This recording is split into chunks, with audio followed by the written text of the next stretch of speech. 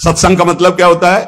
ठीक सही मार्ग पे चलने का हमें दर्शन होना। ये शास्त्र समझ हम इसीलिए रख के बोलते हैं कि जो सामने लिखा है वही हम तुम्हें पढ़ के सुना रहे महापुरुषों के वचन।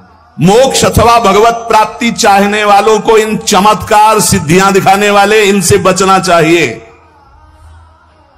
जिसका मोक्ष मार्ग होता है वो निसंग होता है, जो भगवत प्राप्ति करना चाहता है भगवान से तन्मय होता है, वो दोनों ये चमत्कार और सिद्धियां स्वीकार नहीं करते। निसंग को किसी संबंध की जरूरत नहीं है और तन्मयता को किसी की जरूरत नहीं, दोनों निसंग होते हैं। एक भगवत प्राप्ति चाहने वाला, एक मुमुक्ष, एक भगवत प्राप्त और एक मोक्ष को प्राप्त महापुरुष, दोनों निसंग होते हैं। ज्ञानी को श्रुति भगवती पांडित्य में भी वैराग्य की आज्ञा देती। पांडित्यम निर्वेद्य, ज्ञानी का पांडित्य में भी राग नहीं रहता। जैसे बालक सब विषयों से निर्दोष, ऐसा ब्रह्मबोध संपन्न ज्ञानी होता है। और भक्त, अरे भक्त तो भगवान की प्रीति के आगे कुछ नहीं, फिर वह चमत्कार है सब। तो क्या संतों में कोई चमत्कार नहीं होता? नहीं, भगवान चमत्कार करते हैं। संतों का यश करे करावे आप सब जने बढ़ाई दे। जो संतों का यश होता है, जो संतों की दिव्यता होती है, वो भगवान करते हैं। वो स्वयं में कुछ ऐसा नहीं, वो स्वयं में सहज सरल स्वभाव, न मन को टिलाई, एकदम शांत गंभीर समुद्रवत, कहीं किंचन मात्र कोई अहम नहीं, कोई चमत्कार नहीं, सारा चमत्कार भगवान करते हैं। नारायण परा सर्वे ना कुतश्चन विभत्य स्वर्गापवर्ग नरकेश्वपि तुल्यार्थ दर्शिनः। जो भगवान के परायण है वो निसंग भक्त है, वो न नरक की त्रास रखते हैं, न स्वर्ग की आस रखते हैं, न मोक्ष की परवाह करते हैं। फिर उस सिद्धियों को क्यों स्वीकार करेंगे? वो चमत्कार दिखाकर लोगों को क्यों आकर्षित करेंगे? दुनिया का चमत्कार दिखाने वालों से भगवान की प्राप्ति नहीं होती। हमने देखा है गायत्री सिद्ध महापुरुष को, तो इसे सोने के सिक्के और चांदी के सिक्के ऐसे निकलते हुए देखा है कई चमत्कार।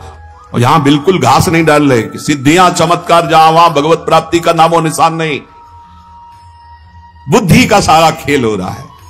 वर्तमान समय में जैसा संत मिलकर के जो भगवत प्राप्ति ज्ञान बड़ा दुर्लभ है, लेकिन अभाव नहीं है, तो हमारी बात उन मुमुक्षुओं से, उन भगवत प्राप्ति के साधकों से है कि नामधारी पाखंड का आश्रय लेने वाले, दम्भ का आश्रय लेने वाले, नाना प्रकार की नौटंकी नाटक करने वालों से बच करके एकमात्र जहां भगवान के नाम रूप लीला धाम की चर्चा या तत्वबोध की प्राप्ति की बात, तो महापुरुष संत जनों का संग मोक्ष का खुला हुआ द्वार है। ये संत संग हम कर रहे हैं, बहुत संभल करके भगवान से प्रार्थना करो। नाथ, बार बार महापुरुषों ने मांगा हमें सत्संग मिले, हमें अविरल भगति विरति सत्संगा चरण सरोरु प्रीति भंगा।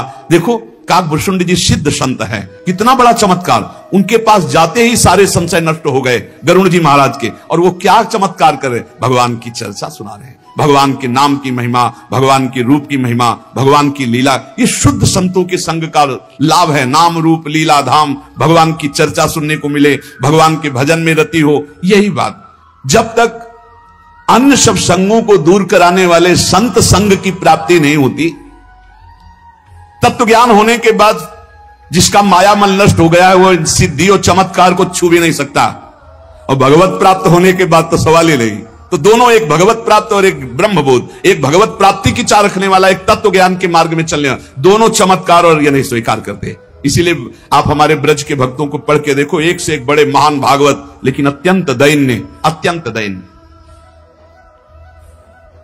अगर ये लक्षण ना हो तो वो संत नहीं है, पाखंड है। कौन से लक्षण? बोले कृपालुरकृति दोहस्ति तिक्षु सर्वदेहि नाम सत्य सारो नवद्यात्मा समः सर्वोपकारकः कामैरहत् धीर्दान्तो मृदु सुचिर किंचनः अनिहोमित भुक्षान्तः स्थिरो मच्छरणो मुनिः अप्रमत्तो गभीरात्मा धृतिमांगित सद्गुणः अमानी मानदः कल्पो मैत्या कारुणिकः कविः। अर्थ की आकांक्षा कर देना, ये आज तक हमने सच्चे संतों में कहने देखा। एक बार परम पूज्य श्री विरक्तानंद जी की मंडली में, प्रयाग की बात है, मंडली के साथ गए, इतना उच्च कोटि की व्यवस्था हुई थी।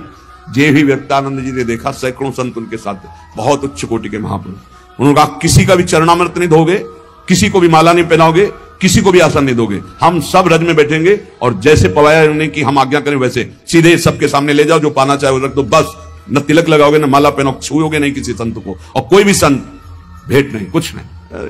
संतों को देखा है, कभी किसी से द्रोह नहीं करते।